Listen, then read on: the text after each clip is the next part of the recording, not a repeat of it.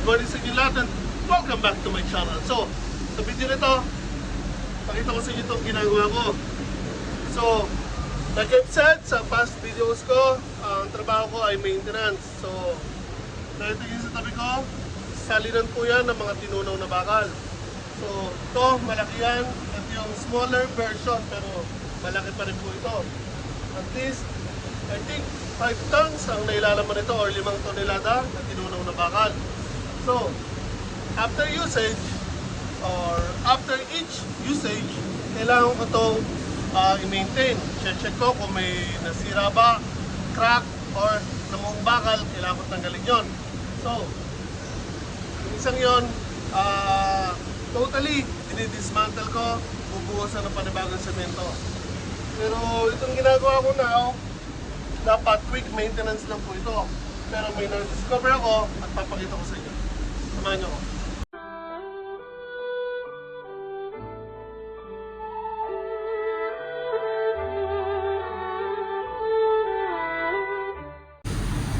Okay guys, so ayun yung 8 tons na malaking salinan ng tinunaw na bakal. Ito yung 5 tons or 5 tonelada.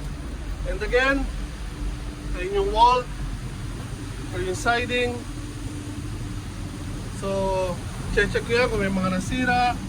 Kaya may bakal po na namuha sa loob. Nanood po yan sa mga singit-singit dyan or cracks. Kailangan ko tanggalin yan. Pero yan, madali lang kasi yan eh. At babaklasin ko lang yan.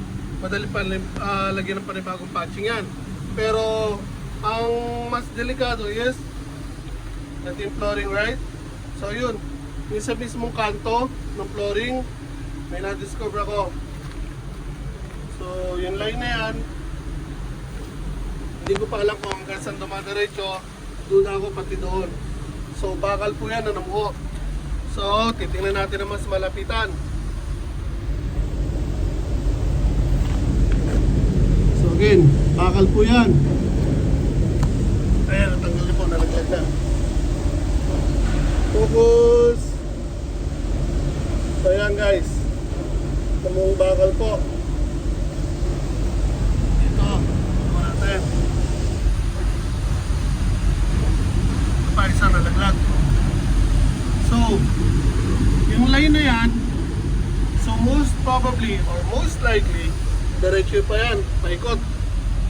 So, ayan po, titignan nyo. Yun, titignan na pipiraso. Bakal po yan. Yan. Continuous po siya. Yung line na yan. Bakal po yan. Ano, nakalitaw na. Yan, mga bakal po yan. Paikot. Continuous.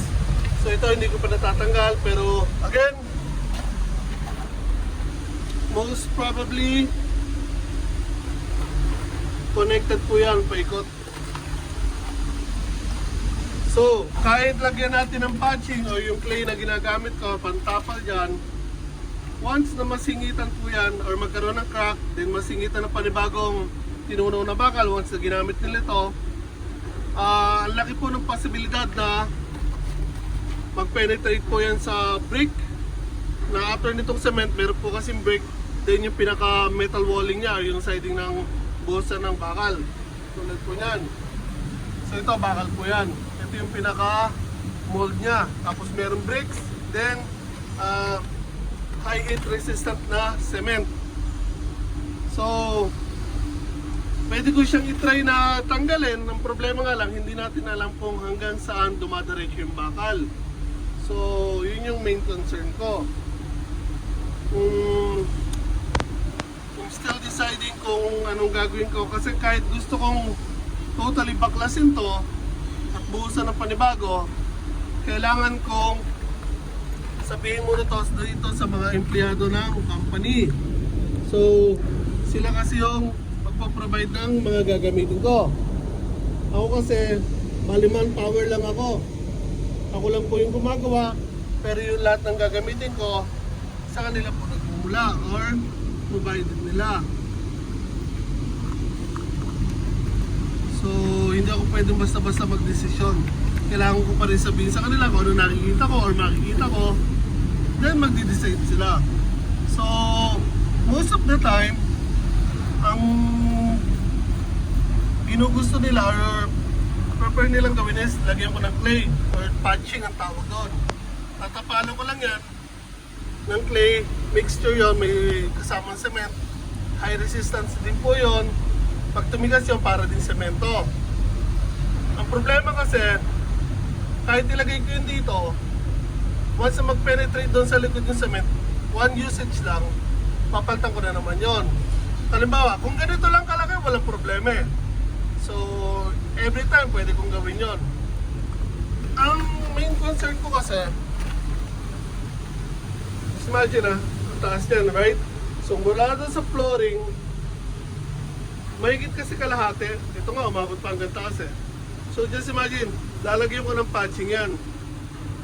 So, sa estimation ko pa lang dito, 6 na ang gagamitin ko, na box or kahon. So, ito pa, kuha na ko na malapitan.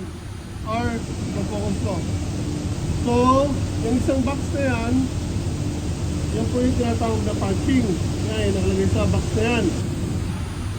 So, sa estimation ko, 6 boxes ang magagamit ko dito ng patching. So, again, kung one usage lang, or kung kaprasong lugar lang yung papatchingin ko, okay lang. Pero just imagine, every usage, 6 na boxes ng patching ang magagamit ko. Sayang naman, di ba? So again, tulad na sinasabi ko, kung wala kang masusunod, bubuhusan ko to. Pero pag ginusto nila or mas prefer nila yung lagyan ko ng patching, wala akong magagawa doon, sila masusunod. So again, ang main concern ko is, this is my 6 patching or 6 boxes ng patching ang gagamitin ko dito. Tapos, isang gamitan lang, kailangan kong papatulan sa panibago. So, sa akin walang problema dahil hindi naman ako yung bumibili. Sila o yung company. Kaya nga lang, dahil nagbabayad sa akin yung company, so, kailangan ko rin isipin yung best interest nila. So, kung one usage lang, eh mahal din naman isang box kasi ng patching. So, one usage lang, tapon, palitan naman ng panibago. So, every time na gagamitin nila to, kailangan kong palitan ulit ng panibagong patching yan. Yung mga nasira na yan. So, nagtatapon lang sila ng pera. So, mas prefer ko dito, puusan ng semento, pero again, kahit sabihin ko sa kanila, kung hindi naman sila sasangin sa akin, wala akong magagawa. So, again, delikado po kasi yan. Once na mag-penetrate ulit yung mga ibubuhos nito na tinulong na bakal, delikado po yan. So, lilinisin ko muna to, then papakita ko sa empleyado dito, tingnan natin kung ano ang magiging decision nila. So, yun, binagi ko lang po sa inyo kung anong ginawa ko ngayon, ang ginagawa ko ngayon. So, actually, super pizza ko yan kasi mag-isa lang po kasi ang gumagawa dito. Again, meron pa akong pinapaglas doon o tinitibag. Yan, complete back to metal po yan. Itibagin ko yung cement, yung bricks, then nilinisin ko, lalagyan ng panibagong bricks, bubusan ng panibagong semento. Totally renew ang gagawin dyan. So ito, malalaman pa. And aside from that, or this, marami pa akong ginagawa dito. And again, mag-isa lang po akong gumagawa. Cost cutting sila dati, dalawang mga tao dito gumagawa. Ngayon, ako na lang mag-isa. And ang problema ko dito, ayaw din nilang ibang tao ang nilagay. Dati kasi, pumupunta ako dito kung minsan lang, lagi akong nagtatrabaho ng malayuan. So, yung mga pinapadala kasi nila, it's either baguhan or walang alam sa trabaho. So, kailangan tanongin palagi yung mga empleyado dito. So, kailangan nilang bantayin yung taong pinapadala dito para lang magawa yung trabaho. So, after that, nag-report sila na ako na lang ang i-araw-araw ba dito. So, now, hindi na ako pupunta naman lang yung trabaho. Ito na ako everyday. Pabor sa akin kasi malapitan lang, 10 minutes lang mula sa bahay ko. Ang problema ko now is, dahil alam ko lahat ng trabaho dito, hindi na sila naglalagay na ibang tao. So, kung nakita nyo sa past videos ko, nagtitibag ako, nagbubuhos ako ng semento. Kahit ilan yung gawin trabaho dito, ako lang mag-isa. Naglalagay ako ng bricks, ako lang mag-isa. So yun lang ang downside doon. Pero trabaho is trabaho. We can't complain. Mas mahirap kaya kung walang trabaho. So again, pinahagi ko lang sa inyo ang ginagawa ko ngayon. Kung gusto nyo pang binagi ko sa inyo, paki-like naman po ang video na to. Sila sa mga kaibigan nyo, and share na rin po. Kahit walang play para sa akin.